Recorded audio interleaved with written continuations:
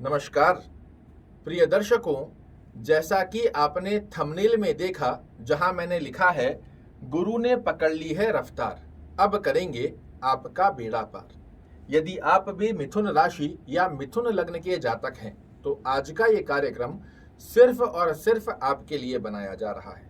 आज आप जानेंगे देवगुरु बृहस्पति जो आपके कर्म भाव के दैनिक रोजगार, इसी के साथ में दाम्पत्य स्थान, दो केंद्र के स्वामी 22 अप्रैल 2023 से मई 2024 तक आपको क्या क्या देने जा रहे हैं। अगर इसे आपने समझ लिया तो 13 महीने में देवगुरु बृहस्पति आपके जीवन में किस प्रकार बदलाव लाएंगे, ये संपूर्ण जानकारी आप बहुत अच्छे से समझ जाएंगे। देवगुरु बृहस्पति आपकी कुंडली में दो केंद्र के स्वामी हैं, आपके कर्म भाव के स्वामी हैं, आपके दैनिक रोजगार, पार्टनरशिप और दाम्पत्य भाव के स्वामी हैं। और जहां गए कहां हैं तो आपके एकादश भाव में, अपने कर्म से आय में वृद्धि का स्थान। ये आय में वृद्धि का स्थान है, ये आपके मनोरथों को पूर्ण करने का स्थान है, ये आपके बड़े भाई बहनों का स्थान है, साथ ही ये छोटी छोटी बीमारियों का भी स्थान है। इस स्थान पर देवगुरु बृहस्पति का जाना कर्म से व्यक्ति की आय में वृद्धि हो, ऐसा योग मिथुन राशि और मिथुन लग्न वाले जातकों के लिए निर्मित होगा। दैनिक रोजगार के स्वामी जाकर विराजित हुए हैं आपकी कुंडली के अंदर डिजायर्स भाव में, आय भाव में। दैनिक रोजगार से वृद्धि हो, कर्म क्षेत्र में आय में वृद्धि का योग देखने को मिले, एक से अधिक आय के स्रोत आपके लिए निकल कर आए, क्योंकि ये धन के कारक ग्रह हैं। आपके लिए पार्टनरशिप में वृद्धि कारक योग निकल कर आए।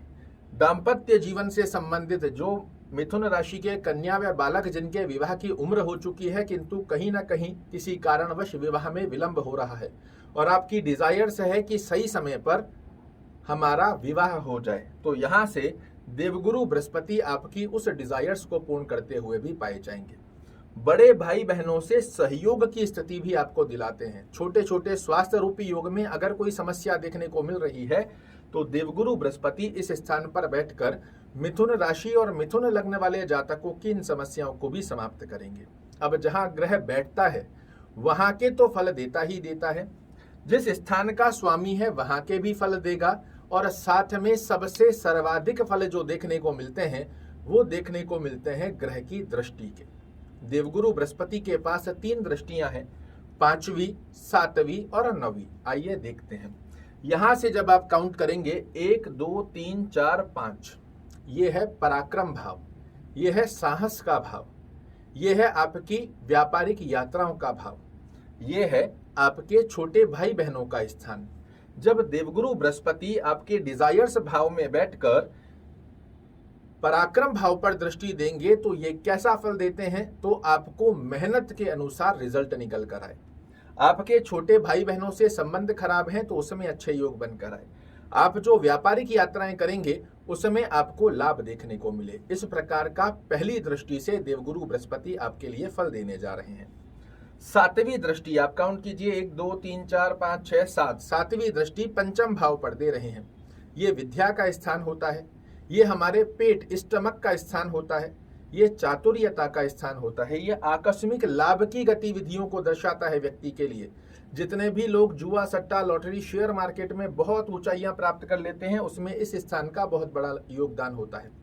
ये प्रेम स्थान भी है, प्रेम संबंधों की स्थिति को भी दर्शाता है। तो ऐसी स्थिति में देवगुरु बृहस्पति की पंचम भाव पर दृष्टि, अगर आप विद्यार्थी हैं तो विद्या में बहुत अच्छे ज्ञान चक्षु आपके लिए खोलने जा रहे हैं। अगर आप व्यापारी हैं तो मैंने कहा आय में वृद्धि करेंगे। आय में वृद्धि कैसे होगी? आकस्मिक लाभ की कोई गतिविधियां आपके जीवन में आए तो यहां पर आय में वृद्धि होती है। प्रेम संबंध की स्थिति में आप चाह रहे हैं, विवाह की स्थिति का योग चाह रहे हैं, जीवन में किसी व्यक्ति का प्रवेश हो, ऐसी स्थिति का योग चाह रहे हैं, तो उसमें भी आपकी डिजायर्स पूर्ण करते हुए पाए जाते हैं। और गुरु क्या है? ज्ञान। और यह स्थान क्या है? बुद्धिमता और चातुर्यमता।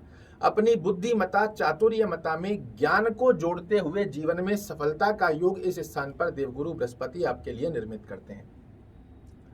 9वीं दृष्टि से ये अपने ही घर को देखेंगे, जहां दाम्पत्य जीवन की स्थितियों को बड़ा मजबूत करते हैं।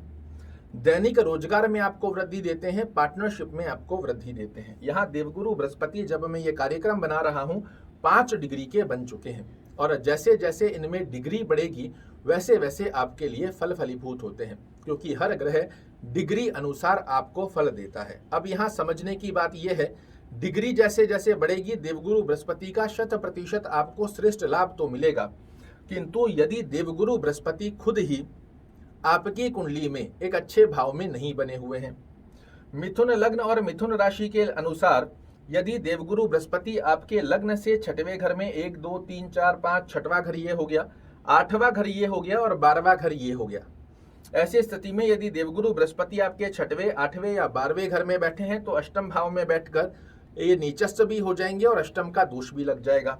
साथ ही यदि आप मिथुन लग्न के जातक हैं और इस स्थान पर पराक्रम भाव में गुरु आकर बैठे हैं आपकी कुंडली में, तो भी इनको केंद्राधिपति दोष लग जाएगा।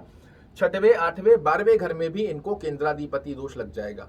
अब ऐसी स्थिति यदि आपकी कुंडली में बनी हुई है तो यहाँ गुरु आपको अच्छे फल नहीं दे पाते, किंतु इन 4 स्थानों को छोड़कर 1 2 3 और 4 जहां कहीं देवगुरु बृहस्पति बैठे हैं, जैसे जैसे इनकी डिग्री बढ़ेगी ये मई 2024 तक आपको हर तरीके से पुष्ट करने जा रहे हैं। इसे आपको मैं इसलिए समझा रहा हूं ताकि बहुत लोगों के मन में एक ही संशय आता है कि ज्योतिष में जो बताया जाता है ये सत्य नहीं होता। सत्य होता है, आपके लिए समझने की आवश्यकता है कि किन लोगों के लिए ये फलीभूत हो रहा है, किन लोगों को ये फल नहीं दे पाएगा। अब जिन लोगों को नहीं देता है उनका विश्वास उठता है, कारण नहीं समझ पाते कि आपने तो कहा था जी बहुत अच्छा होगा, किंतु हो क्यों नहीं रहा है।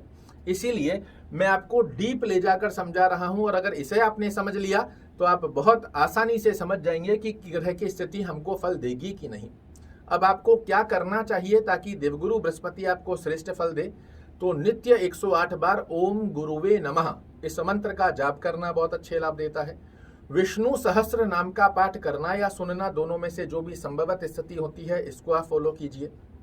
इसी के साथ में ओम नमो भगवते वासुदेवाय नमः का जाप करना एक अच्छी स्थिति है। इस स्थान पर पराक्रम भाव में षष्टम, अष्टम और द्वादश में यदि गुरु आपकी कुंडली में नहीं बने हुए हैं, आप एक पुखराज भी पहन सकते हैं, बहुत सुंदर लाभ देता हुआ पाया जाएगा। इसी के साथ में अगर ग्रह में डिग्री वाइज बलाबल नहीं है तो पुखराज पहनना, गुरुवार के दिन पीली वस्तुओं का सेवन करना, खाने में, पहनने में, आसपास के वातावरण में जितना ज्यादा आप येलो का यूज करेंगे उतने ज्यादा श्रेष्ठ कारक लाभ देखने को मिलते हैं। आशा करता हूं जिस गतिविधि से मैं मिथुन राशि और मिथुन लग्न वाले जातकों के लिए बृहद और सूक्ष्म शब्दों में गुरु को रिप्रेजेंट कर रहा हूं, आपको ये समझ अवश्य आया होगा। कल फिर से एक नई जानकारी लेकर आपके सामने उपस्थित होऊंगा, तब तक के लिए नमस्कार।